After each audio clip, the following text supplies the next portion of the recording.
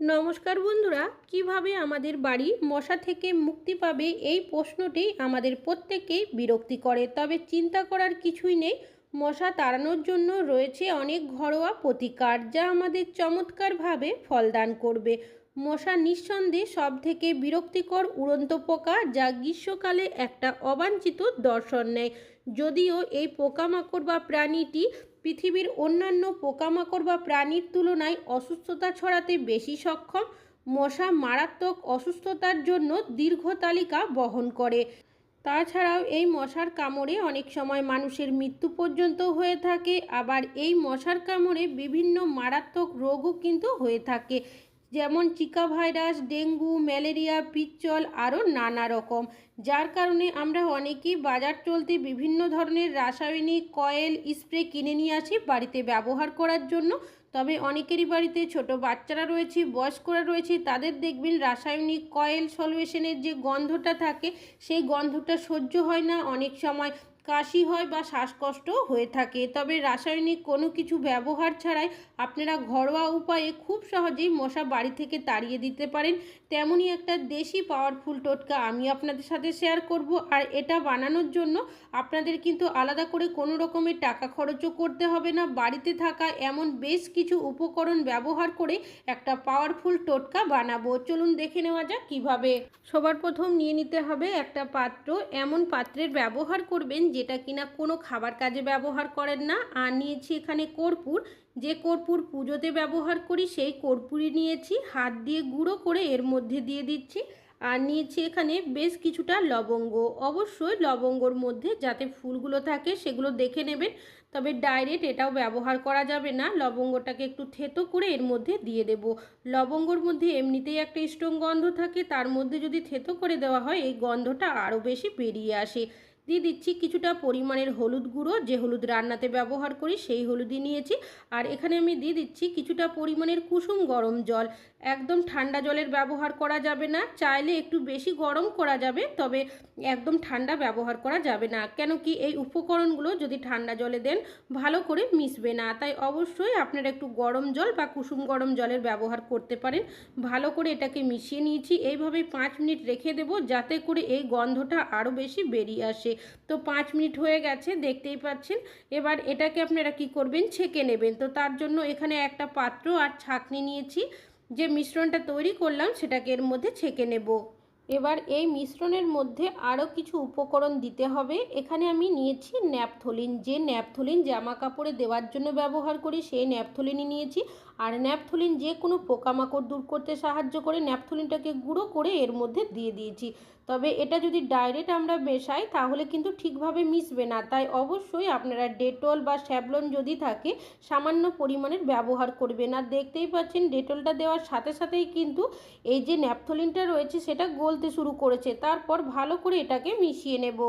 তো দেখতেই পাচ্ছেন মিশ্রণটা তৈরি হয়ে গেছে। এবার এটাকে ব্যবহার করার আগে আমি এখানে বোতলের কিছুটা কাটা অংশ নিয়েছি। আপনারা চাইলে খারাপ হয়ে যাওয়া গ্লাস বা অন্যান্য কোনো কৌটোরও ব্যবহার করতে পারেন।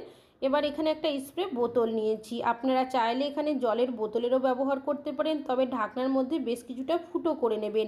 এখানে এই বোতলের কাটা অংশটা দিয়ে ঢেলে নেওয়ার কারণে সহজেই ঢালা গেল, পড়ে যায়নি একটুও, তাই কিন্তু ব্যবহার করেছি। এবার এই যে সলিউশনটা বানালাম সেটা কোথায় কিভাবে ব্যবহার করবেন চলুন দেখে নেওয়া যাক।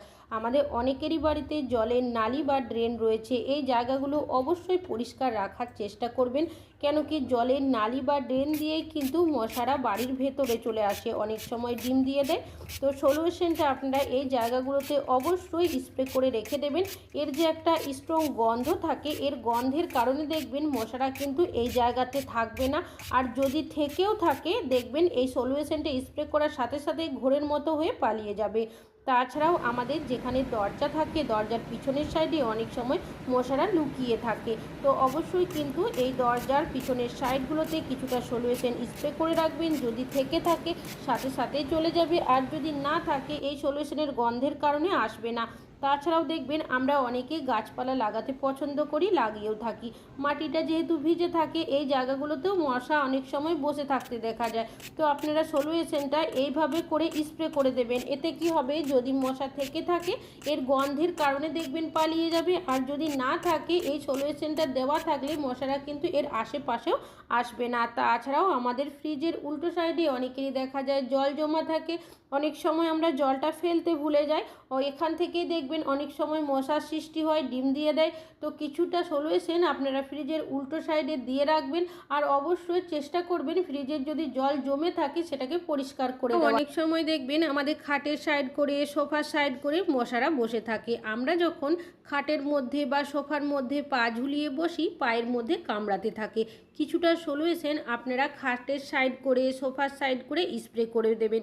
এতে কি হবে, এর স্ট্রং গন্ধের কারণে মশারা যদি বসে থাকে সাথে সাথে চলে যাবে, আর যদি না থাকে এই গন্ধের কারণে কিন্তু এর আশেপাশেও আসবে না। তাছাড়াও বিকেলের দিকে বা সন্ধ্যাবেলা অনেকেই আমরা আমাদের জানালা খোলা রেখে দিই, সেক্ষেত্রে দেখা যায় বাড়ির বাইরে থেকে মশারা কিন্তু বাড়ির ভেতরে চলে আসে। তো অবশ্যই চেষ্টা করবেন বিকেলের দিকে জানালা দরজা বন্ধ রাখার, সেক্ষেত্রে মশারা বাড়ির বাইরে থেকে ভেতরে আসবে না। যদি কোনোভাবে খোলা রেখেও দেন সেক্ষেত্রে আপনারা পারলে এইভাবে কিছুটা সলিউশন স্প্রে করে রাখবেন। যদি খোলাও থাকে এর গন্ধের কারণে দেখবেন মশারা বাড়ির বাইরে থেকে ভেতরে কোনোভাবেই আসবে না। তাছাড়াও মেন দরজা খোলার সাথে সাথেই দেখবেন মশারা কিন্তু বাড়ির ভেতরে চলে আসে। অবশ্যই মেন দরজার সামনের কিছুটা অংশে আপনারা সলিউশনটা স্প্রে করে রাখতে হবে। এই সলিউশনের গন্ধের কারণে দেখবেন মশারা কিন্তু বাড়ির ভেতরে কোনোভাবেই আর আসবে না। তাছাড়াও আর যেখানে মশার উপদ্রব থাকবে অবশ্যই কিন্তু সেই জায়গাগুলোতে সলিউশনটা স্প্রে করে রাখবেন। অনেক সময় দেখা যায় আমাদের টয়লেটের মধ্যেও কিন্তু মশার উপদ্রব প্রচণ্ড থাকে। কিছুটা সলিউশন আপনারা টয়লেটের মধ্যেও এইভাবে স্প্রে করে রাখবেন, তাহলে দেখবেন মশারা যদি থাকে এখান থেকেও কিন্তু পালিয়ে যাবে ঘোরের মতো হয়ে। আর যদি আপনারা এভাবে দিয়ে রাখেন, মশারা যদি নাও থাকে দেখবেন গন্ধের কারণে কিন্তু মশারা এখানে কোনোভাবেই আসবে না। আশা করছি আপনাদের মশা তাড়ানোর এই টিপসটাও কাজে আসবে। এছাড়াও কিচেনে যখন আমরা কোনো কিছু রান্না বান্না করি, বিশেষ করে সন্ধ্যাবেলা বা বিকেলের দিকে অনেক সময় দেখবেন মশারা কিন্তু পায়ের মধ্যে, হাতের মধ্যে কামড়াতে থাকে, রান্না করতে অসুবিধা হয়। তো আপনারা কি করবেন, দেওয়ালের মধ্যে এইভাবে কিছুটা সলিউশন যদি স্প্রে করে দেন, এর গন্ধের কারণে দেখবেন এর আশেপাশে কিন্তু একটাও মশা থাকবে না। তাছাড়াও বাকি যে সলিউশনটা আমি সাইডে রেখেছিলাম সেটাকে কিভাবে ব্যবহার করবেন, এখানে আমি কিছুটা তুলো ছিঁড়ে নিয়েছি, আর তুলোগুলোকে এই মিশ্রণের মধ্যে দিয়ে দিচ্ছি। খুব ভালো করে এই মিশ্রণের মধ্যে এইভাবে ডিপ করে দেবেন। এতে কি হবে, যে সলিউশনের স্ট্রং গন্ধটা থাকে সেটা কিন্তু এই তুলোর বলের মধ্যেই চলে আসবে। যে জায়গাতে আপনারা স্প্রে করতে পারবেন না সেই জায়গাতে এই তুলোর বলগুলো আপনারা ব্যবহার করবেন। বিশেষ করে অনেক সময় দেখবেন যেখানে কোনো খাবার দাবার থাকে বা মশলার ডিব্বা বা কৌটো রাখি, এগুলোতে যদি স্প্রে করে দেওয়া হয় গন্ধটা চারিদিকে হয়ে যায়। তো সেক্ষেত্রে আপনারা এই তুলোর বলগুলো এইভাবে দিয়ে রাখবেন। আশা করছি মশা তাড়ানোর টিপসটা কাজে আসবে। ভালো লাগলে অবশ্যই একটা লাইক করবেন। আজকে এখানে